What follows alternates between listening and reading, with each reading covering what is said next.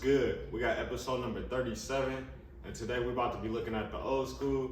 You know, it's kind of pretty much the same. Nothing's really changed too much, but I did kind of apply this penetrol stuff to kind of preserve the patina on the car. So that's what I'm gonna be giving y'all a look at today. Y'all gonna be checking out the L code, seeing where it's at. Probably let y'all know what the plans, some of the plans are, you know what I mean? Because we ain't got too many crazy plans for it right now. It's kind of just rolling, staying alive and stuff like that. So without further ado, we're gonna head to the garage, to the Street Life Man Cave. I'm gonna show y'all what's good with the L code. You know what I'm saying? Street Life Man Cave. Watch yourself, baby, come on.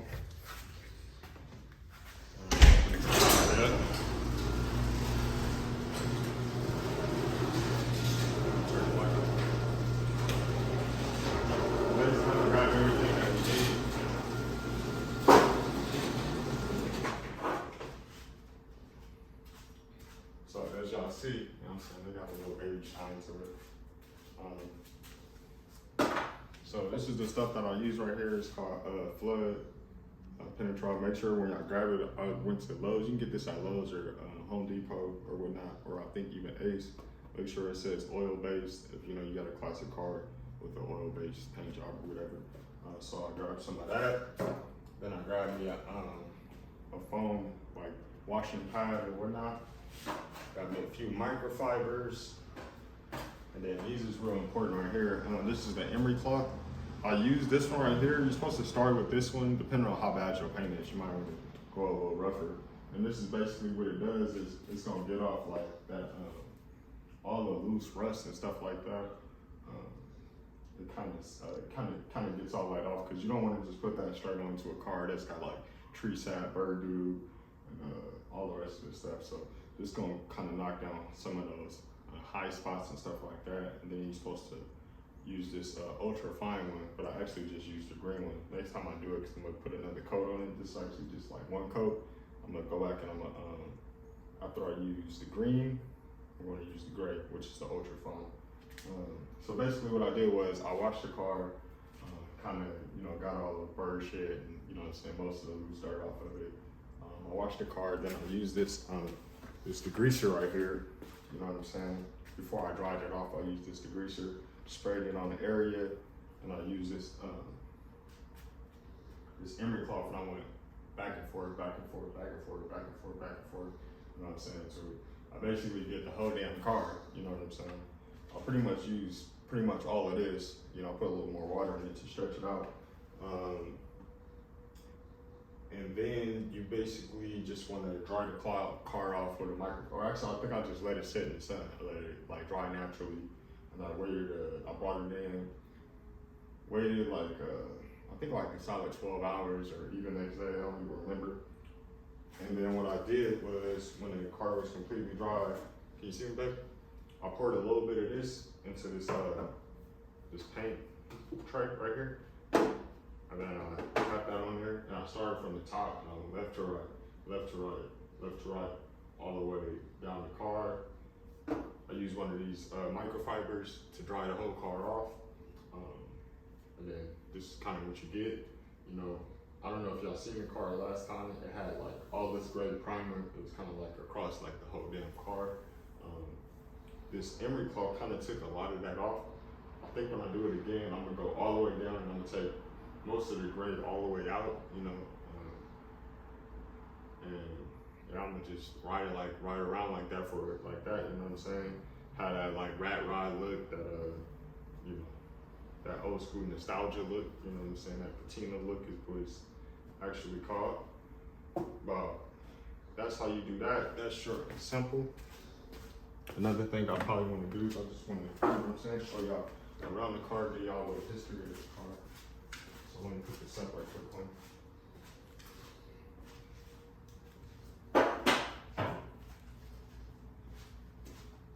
If I turn the light off. So we going to hit it first, right? I think you probably just come right here. Well, it's kind of far, huh? Okay, good. So basically, you know, what we got here is we got your standard 350 Chevy, you know what I'm saying? With the center bolt valve covers or whatnot.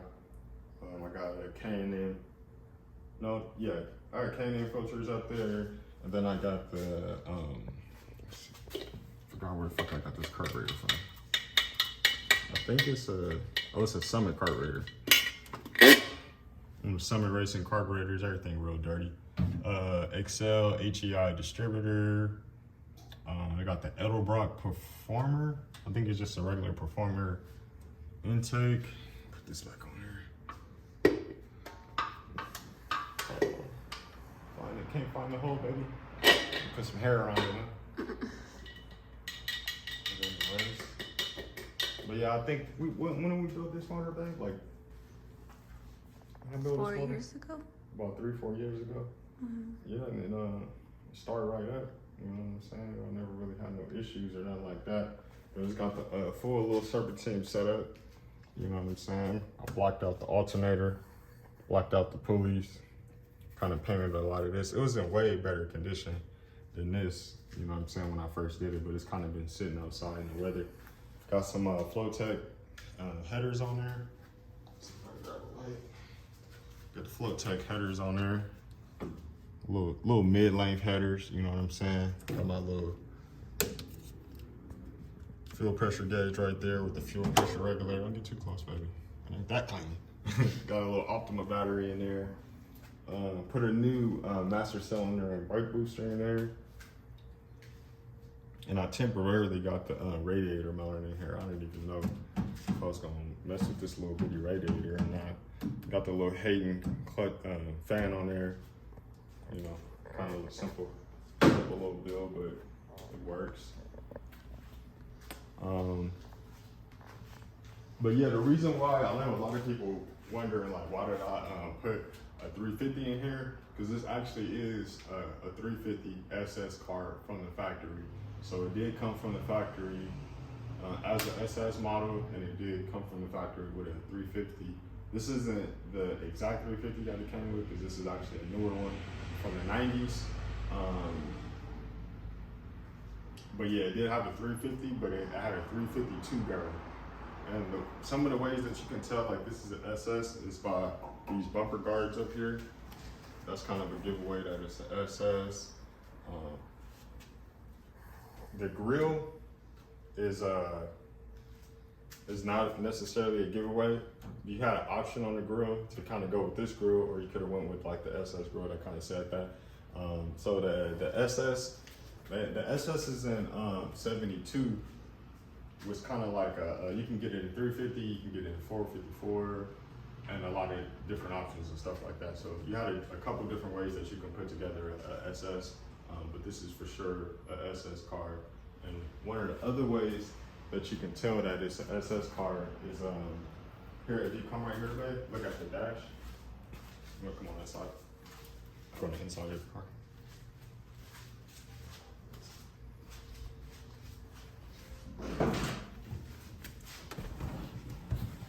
One of the ways you can tell is this dash, is it has an RPM gauge. You know what I'm saying? If it was a big block SS car, it would, you see how it's at the 50, it had a, you know, 5,000, that's really 5,000 on that side. See the red line at 50? If it was at 55, it would be a big block original car, but this is a original SS car. This is what the interior look like. I got my ignition, my fuel, my fan, my A and B solenoid, and my TCC, because it has a 4060 in it. Not too close, baby. Hey, I don't like that. I got my oil pressure right there. As long as you got oil pressure, you know you good. You feel me? Got your Grant steering wheel. You know what I'm saying? Got your black ice. You know what I'm saying? With your Royal Pine right there. But yeah, other than that, you know what I'm saying? It's a pretty straightforward truck right here.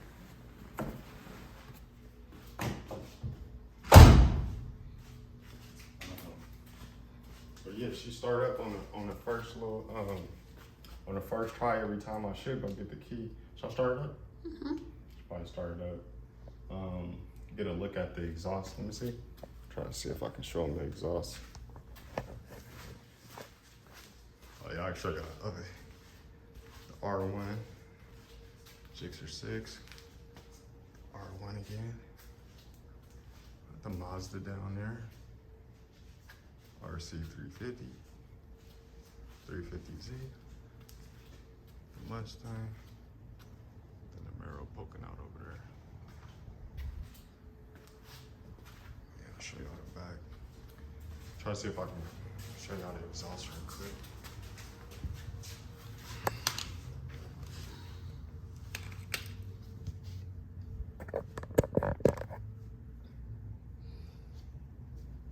There go the exhaust right there. Got some little turnouts with the boiler. Got a little X pipe. A little X pipe right there. You know what I'm saying? See the trans. Got the G-force cross member in the back. I gotta get a different rear end too. And this, that dry shaft is low-key scaring me. That motherfucker just got the tip in there, boy. Just the tip. But yeah, big boiler. Pro XS. I think it's about a 2.5-inch exhaust all the way to the back. All right, so I want to grab the keys or whatnot. I'm gonna go ahead and get it started for y'all. Oh yeah, baby, come here. This is a cold start, y'all. Real cold start. I'm gonna grab one of these headers. You know what I'm saying? I'm talking about real cold start, man. Motherfucker cold. These cylinders. Show y'all, man.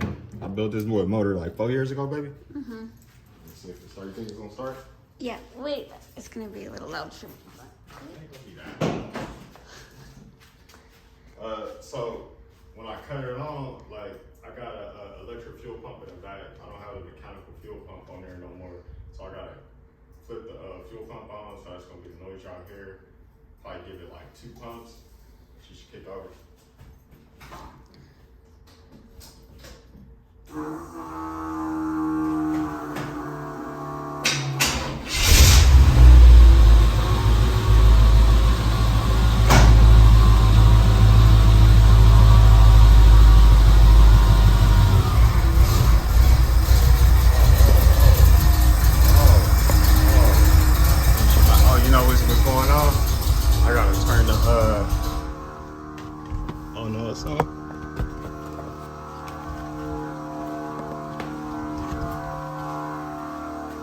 Expecting that.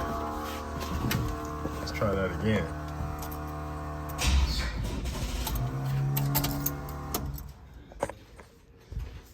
Yeah, so this battery right here, I hella want to run this Optima battery, but this motherfucker be low key dead, boy. So what we're gonna do is we're gonna put the other Nissan battery in. Because I was actually working at Nissan when I kind of completed this build or whatnot. So it has a Nissan battery, but I was trying to be all clean and shit and use this Optima battery. This motherfucker is donezo. So we're gonna put the battery that go in this car in here.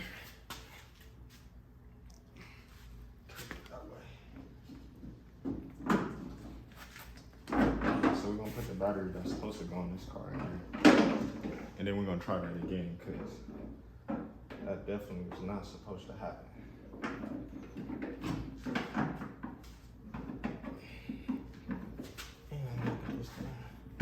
Battery hold down in there. Hmm? Don't worry guys, I'm a professional.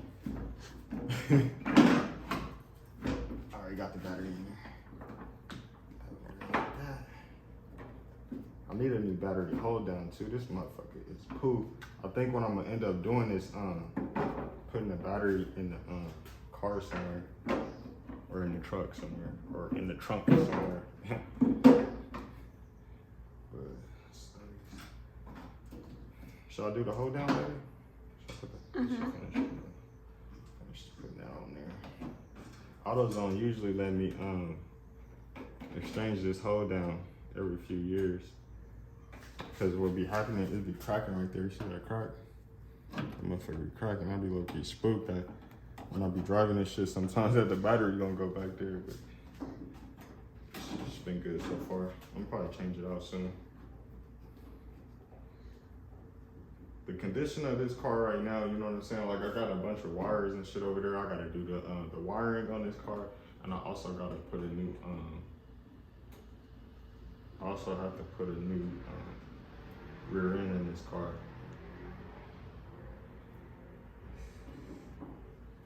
Go ahead.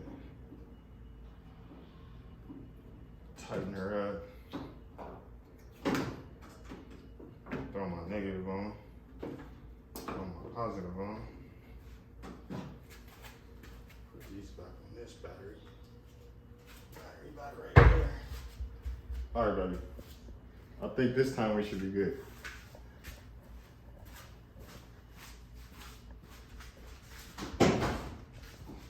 She's like, let me get back.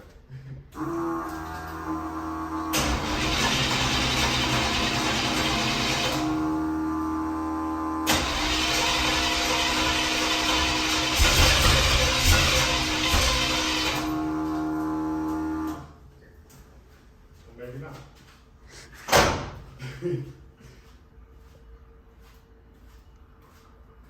Oh, we always have problems.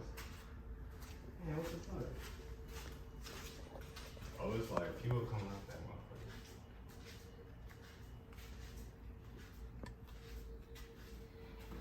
See, man, it's always some shit. I think we flooded it. We had to, because this motherfucker ran like a champ. Take this off. This turned to a motherfucking science experiment, huh, baby? Yeah. I'm gonna try to start it one more time. Oh, hold on.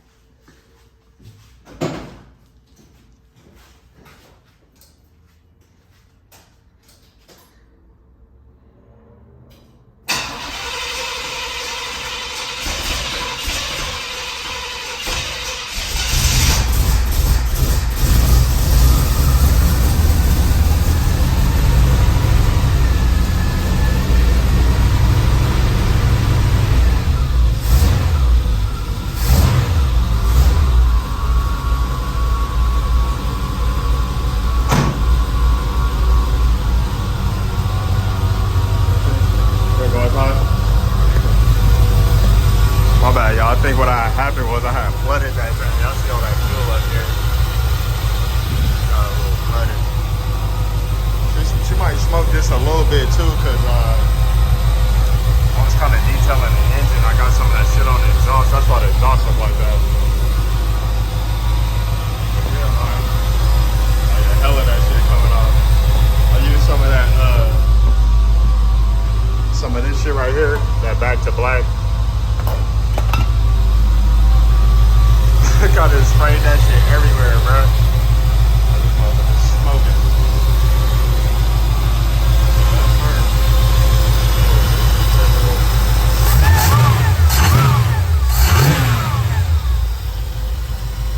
Yeah, she gonna rest.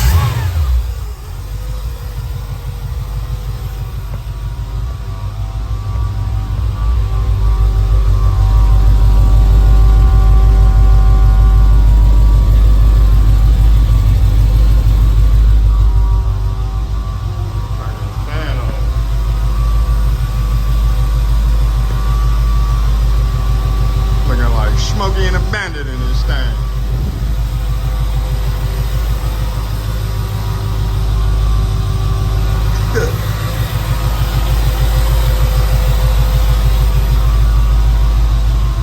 All right, man. I done lost my videographer, man. We're smoked out in here. Yeah, man, that's so smoky right there, though, man. She don't usually smoke this much, though. Just trying to bust it down and get her all detailed. You can see the headers now. Cooked.